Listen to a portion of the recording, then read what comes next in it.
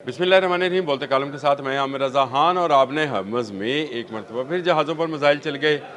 बड़ी ही कशीदा सूरत हाल है। एक तरफ जो है कुम में आयतुल्लाह अली ख़ामनेई का जो है जनाज़ा है और वहाँ पर करोड़ों लोगों की शिरकत है। मैं इस पर बात करना चाहता था कि अचानक ख़बर ये सामने आई कि आपने हरमज़ में एक ऑयल टैंकर पर जो कि कतर से तल्लक रखता था और अमेरिका की हिफाजत में गुजरना चाह रहा था, उस पर मिसाइल या प्रोजेक्टाइल जो है, इसको प्रोजेक्टाइल बोला जाता है लेकिन असल में तो ये मिसाइल ही है, जो है वो लगाया गया और उससे उस जहाज़ को नुकसान पहुंचा। जानी नुकसान तो अभी तक यूके मैरी टाइम ने नहीं रिपोर्ट किया है, लेकिन ये कहा है कि जहाज़ों का ये काफ़िला रुक गया है। इससे पहले ये खबर आ रही थी कि 10 जहाज़ जापान के जो हैं गुजर रहे हैं, जिनमें ऑयल टैंकर्स भी हैं जो कि लाखों बैरल तेल लेकर जा रहे हैं। एक कारों से बड़ा जो है वो भी जहाज़ था जो कि दूसरी तरफ से खलीज में दाखिल होना चाह रहा था, तो तमाम काफ़िले रुक गए। अब तक की रिपोर्ट के मुताबिक तकरीबन 11,000 जहाज़ जो हैं रुके पड़े हैं। इस पर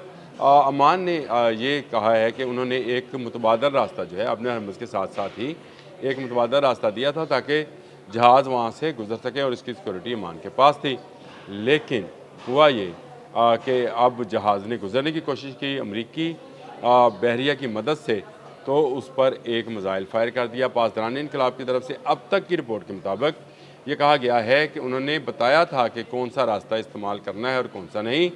जो रास्ता पासदारान बताएंगे, अगर उसी रास्ते को इस्तेमाल किया जाएगा, उसी की गाइडलाइन पर चला जाएगा, तो वो महफूज होगा, अदरवाइज़ कोई रास्ता महफूज नहीं रहेगा। और ये भी बात ज़हन में रखें कि पासदारान इनकलाब ऐलान कर चुके हैं कि आपने हरमज़ उनकी है और वो जबल मुबारक से लेकर जो है अमान के साहलों तक उन्होंने कहा था कि ये इलाका उनका है और जो जहाज़ यहाँ से गुजरेगा वो टैक्स देकर जाएगा।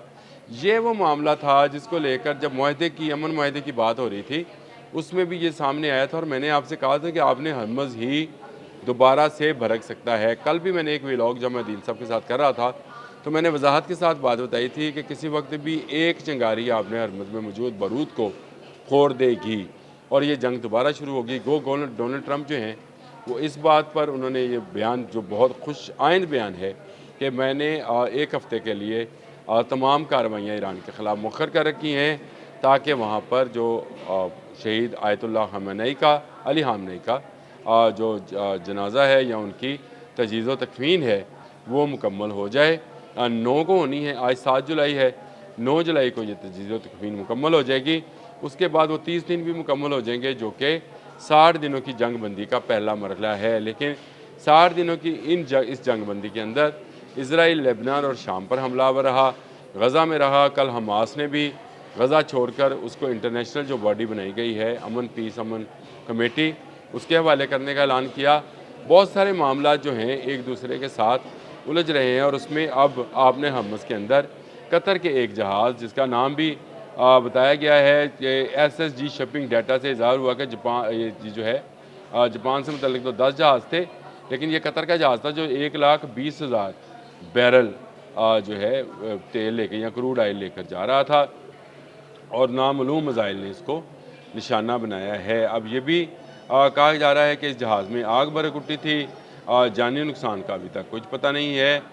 कतर के ऑयल टैंकर अल रकियात, मैंने ये नाम असल में याद नहीं किया लेकिन आपको बता रहा हूँ कि ऑयल टैंकर अल रकियात ने अमरीकी बैरियर की मदद से अपने हरमज़ में अमानी रास्ते से गुजरने की कोशिश की, लेकिन बार बार की तनबीह के बावजूद जब ये ना रुका तो इसे निशाना बनाया गया। लेकिन ये शुक्र है कि उस पर अमेरिकन बहरिया ने कोई जवाब नहीं दिया है। यानी अगर अमेरिकन बहरिया जवाब देती तो एक मरतबा फिर जंग जो है वो भड़क सकती थी और एक तरफ ये प्रोसेशन जारी हैं। इसराइल चाहता यही है कि जंग जो है किसी सूरत रुके ना, जंग जारी रहे।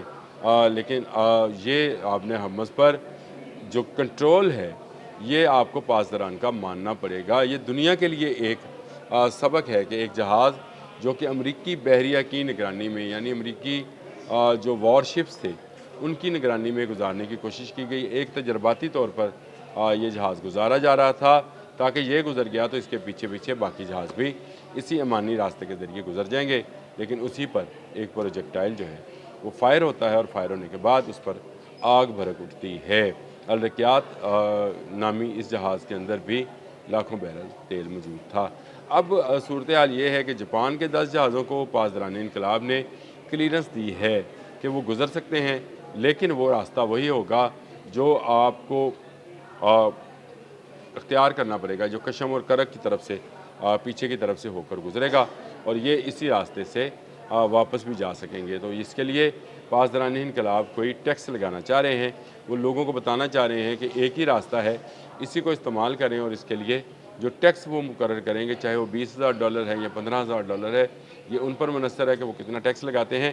لیکن 28 فروری سے پہلے والی آپ نے حمس جو ہے 4 ماہ پہلے فروری میں جو ہوا تھا، وہ آج جولائی ہے، تو آپ اندازہ کر سکتے ہیں کہ 4 ماہ پہلے جو صورتحال تھی آپ نے حمس کی، وہ دوبارہ کبھی نہیں ہوگی۔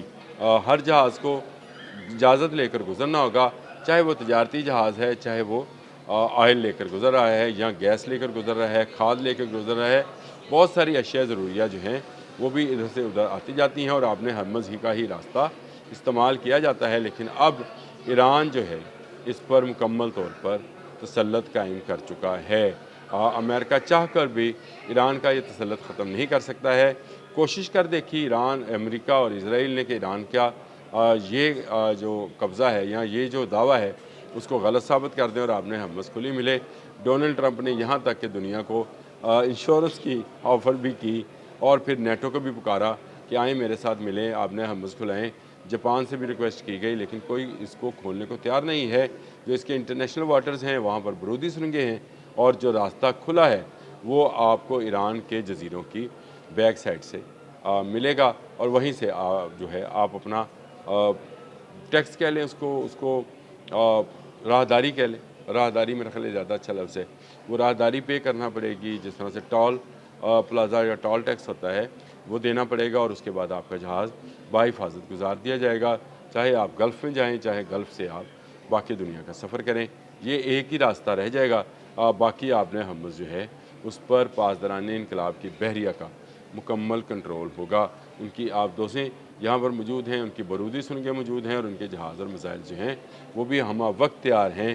جو بھی کسی اور راستے کو اختیار کرنے کی کوشش کرے گا اس پر وہ میزائل جو ہیں وہ گرا دیا جائے گا، اور یہی آج پاسداران انقلاب نے ثابت کیا ہے۔ جنگ کے بادل ابھی چھٹے نہیں ہیں۔ جو لوگ سمجھ رہے ہیں کہ شاید جنگ کے بادل چھٹ گئے ہیں، ان کو شاید آج کی خبر کے بعد جو ہے مزید مایوسی کا سامنا کرنا پڑے گا۔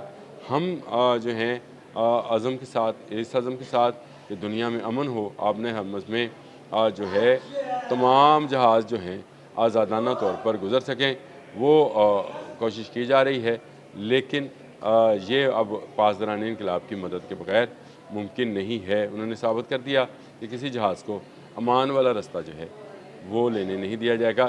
جانا ہے تو اجازت نامہ پاسداران انقلاب ہی دیں گے، جس کا دعویٰ انہوں نے پہلے روز سے کر رکھا ہے کہ امریکہ کا جہاز بھی یہاں سے نہیں گزر سکتا۔ آج کا پروجیکٹائل جو فائر کیا گیا امریکی جہازوں کی نگرانی میں قطر کے ایک جہاز پر کیا گیا، اور یہ بتایا گیا کہ آپ اپنے جس کو مرضی لے آئیں۔ قطر والے تو اپنے بھائی سمجھ کے لائے ہوں گے نا امریکیوں کو، کہ آپ ہمارا جہاز گزروا دیں، وہاں سے حملہ نہیں ہوگا۔ ہو گیا حملہ۔ یہ حملے مزید بڑھ سکتے ہیں۔ 9 جولائی کا انتظار کریں۔ 9 جولائی کے بعد پتہ چلے گا کہ یہ معاہدے کا، امن معاہدے کا اونٹ کس کروٹ بیٹھتا ہے۔ اب تک کے لیے اتنا ہی۔ اللہ حافظ۔